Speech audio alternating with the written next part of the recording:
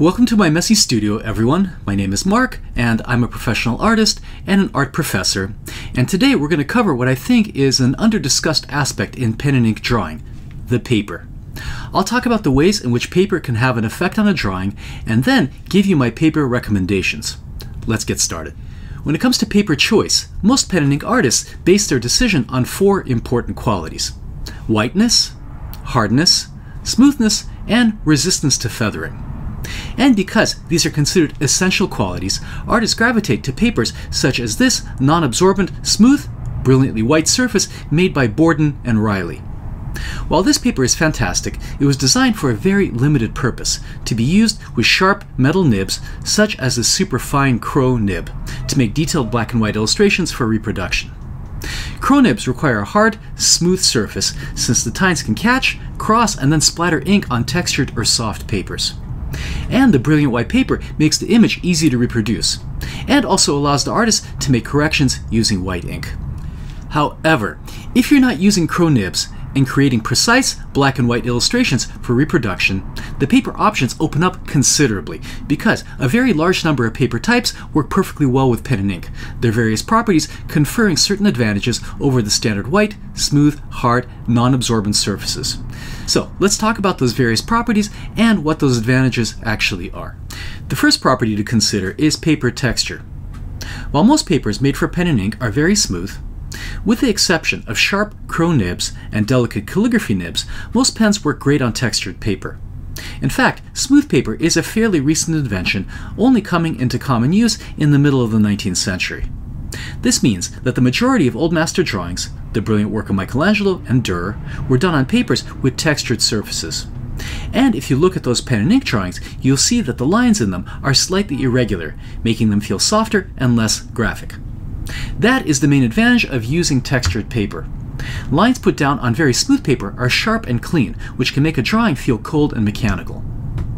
The slight irregularity that comes with working on textured paper gives your drawing spontaneity and warmth, even if the work is carefully finished and precise. The second advantage of textured paper is that it actually gives you more control over your line weight, even if you're not using a pen with a flexible nib that allows for line variation. On smooth paper, the pen works in a very binary way, either making contact with the paper or not. On rougher paper, one that has tiny peaks and valleys, with light pressure, the ink will sit only on the peaks, creating a light, thin stroke. And with more pressure, the ink is pushed more into the valleys, creating a darker line. In effect, the roughness of the paper allows you to put down very thin, wispy lines, and with pressure, lines that are very dark and thick. I actually love the way lines look on very rough paper. To my mind, they make the drawing feel more lively, loose, and expressive, even if your drawing style is academic and precise like mine tends to be. Here's an example of some work done on Arches cold-pressed watercolor paper. I really like the crackly, crispy lines that this paper allows me to produce, and I think it works nicely with the theme of this particular graphic novel project. If you're thinking about working on textured paper, there's a huge range of options, everything from medium-tooth drawing paper to rough, cold-pressed watercolor paper. Canson Editions paper has a lovely, gentle bumpiness to it, which still allows for detailed, precise work. But if you really enjoy texture, Arches cold-pressed watercolor paper is very fun to draw on, and has the added benefit that you can go over it with watercolor washes. Try out a few textures and see if you enjoy the lively, irregular lines they produce. Another paper property to consider is softness. Many papers designed for pen and ink are not only very smooth, they're also very hard, since they're made by running the paper through metal rollers to flatten and compress the paper fibers. If you're using a sharp Crow nib, such hard surfaces are necessary so that the pen doesn't dig into the paper and catch. With other pens, a hard surface can also be preferable since it lets you put down lightning-quick strokes.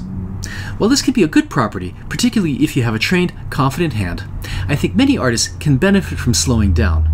And a great way to force yourself to slow down is to use a softer paper. Many printmaking and watercolor papers have more give to them, allowing the pen to gently dig into the paper surface, creating more drag, slowing down the stroke, and giving you more control. This is of course impossible to demonstrate and just has to be felt, but the pen is really being dragged down here by the softness of the paper, slowing things down. This effect can be enhanced by putting down another sheet of paper underneath your drawing, and I find that this extra bounce makes the drawing process more pleasant than working on a surface that's really hard. Many printmaking and watercolor papers have soft surfaces, but my favorite of these is Stonehenge paper, which was originally made for printmaking but now used in a variety of drawing applications. I really enjoy how it slows down my strokes, forcing me to be more deliberate, resulting in more precise work. And another advantage of Stonehenge is that it comes in a variety of tones, which is a great segue for discussing yet another paper property, paper value. Many pen and ink artists work on white paper because that gives you the strongest range of contrast. But unless you're doing a black and white illustration and need very strong contrast, there's no reason why you have to stick to white paper. And there's some advantages to working on paper that's toned. The majority of Old Master pen and ink drawings that we admire so much are done on papers that are either light gray or tan. This is because, like smooth paper, white paper is also a recent invention, with the bleaching process used to make it being developed only in the early 19th century. But I suspect that even if pure white paper was around earlier, many artists would still reach for toned paper because of the softening effect that light gray or tan papers have on drawings. Such papers are easier to work on, making transitions smoother and textures less harsh. Look for toned papers that are on the lighter side, since if the paper value is too dark, your drawing might lack contrast. But you can always add white ink to your drawings, something that was very commonly done. Besides being easier to work on, toned paper can add a beautiful touch of color to your work, bringing mood and even poetry. There are a huge number of toned papers available, but a great way to decide is to look through some Old Master drawings, find some colors that you like, and find a paper with a similar color. The Canson Mi-Tient's line of papers work fantastically well with pen and ink, come in a huge range of colors, and have the added benefit of having a touch of texture to them. For lighter tones, I recommend the Pearl or the Eggshell color. These two colors are very similar to some of the light tan and light gray papers used by the Old Masters. Let's talk about the last property, which is absorbency. But before I do, let me quickly plug my online workshop, The Fundamentals of Crosshatching, the 6 Basic Strokes, that I will be reprising starting next month. This 3-hour workshop will teach you simple, effective crosshatching methods that can be applied to a variety of subject matter, such as landscape, figure drawing, and urban sketching. As the title suggests, I'm going to cover the 6 types of hatching strokes commonly used in crosshatching, show you 3 extremely useful exercises for developing your dexterity with a pen, and lastly, demonstrate how to apply these various skills by doing a drawing of these deceptively simple geometric forms. And as a bonus, once the workshop is over, I'll give you the opportunity to submit your drawings for individual critique. This is going to be a fun, fast-paced workshop that I think will be useful to those getting started with pen and ink drawing, or those looking to improve their hatching skills. Please visit my website for more information, the link to which I'll leave below. And for those of you that can't attend the workshop, I have a streaming class available to watch through Vimeo, the link to which I'll also leave below. Okay, back to the tutorial. Papers designed for pen and ink are coated with sizing which limits absorbency and allows the ink to sit entirely on the surface. This property is valued because it prevents the ink from sinking into the paper and spreading out, an effect called feathering, and also prevents something called bleed-through when an ink penetrates all the way through the paper and shows up on the other side. However, and I know I'm going to get a lot of flack for saying this, feathering can be beautiful and something you might want to implement in your own work. The papers used by the Old Masters was not always perfectly sized, and feathering is often visible in old drawings. Similar to the use of textured paper, feathering gives irregularity and softness to the lines, adding to their expressiveness. While feathering is often an unintentional effect of working on poorly sized paper, you can deliberately choose papers that ensure this effect will occur. Many printmaking papers are prepared with minimal sizing, such as Arches Cover White.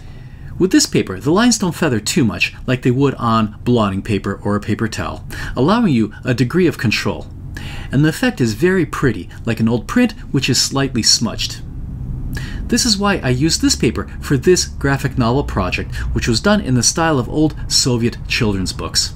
I think the slight feathering effect is very effective here, giving the illustration an old weathered quality, like an old Soviet children's book printed on inexpensive, now yellowed paper.